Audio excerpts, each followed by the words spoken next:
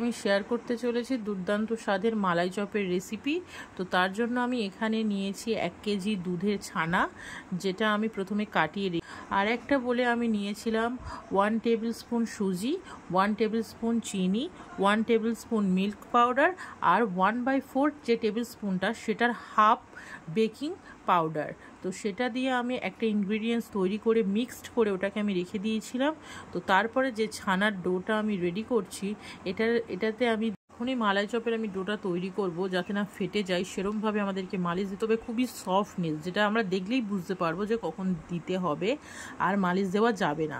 তারপরে মালিশ দেওয়া হয়ে যাওয়ার পরে আমি হাতের তালুতে অল্প একটু ঘি নেওয়ার পরে অল্প অল্প লেচি কেটে হাতের সাহায্যে প্রেস করে গোল গোল করে সেটার উপরে আমি আমার নিজের ইচ্ছা মতো শেপ দেবো। তো এখানে আমি মালাই চপ বানাচ্ছিলাম, তাই আমি চপের মতো শেপ দিয়েছি, যার খুশির মতো এখানে শেপ দিতে পারো। তারপরে আমি এখানে এগুলো করার পর আমি আরেকটা বলে নিয়েছিলাম হাফ কাপ সুগার উইদাউট পানি, নিয়েছিলাম 3 কাপ চিনি আর 3 কাপ পানি।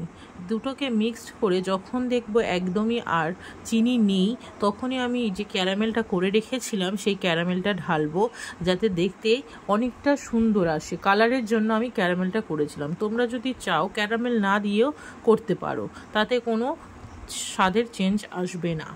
তো তারপরে দেখতেই পাচ্ছ কতটা টইটুম্বুর এবং সুন্দর হয়ে গিয়েছে।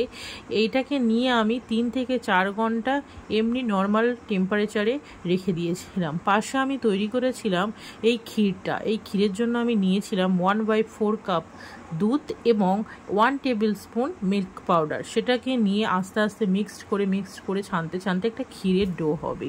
তারপর আমি ওপরে দেওয়ার জন্য রেডি করেছিলাম খোয়া, যেটা আমার বাড়ির তৈরি।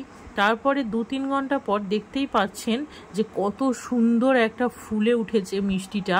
সেটাকে আমি 2 ভাগ করে কেটে নেব ধারালো ছুরি দিয়ে। কেটে নেওয়ার পর উপর থেকে দেবো এই ক্ষীরটা এবং মাওয়া। এটা দেওয়ার পরে আমি আরেকটা দেখিয়েছিলাম গোটার উপরে কিভাবে আমরা ক্ষীর এবং মাওয়া দিয়েছিলাম। তো আমার ডেকোরেশন কমপ্লিট। অবশ্যই আমার ভিডিওটা কেমন লেগেছে কমেন্টে জানাবেন।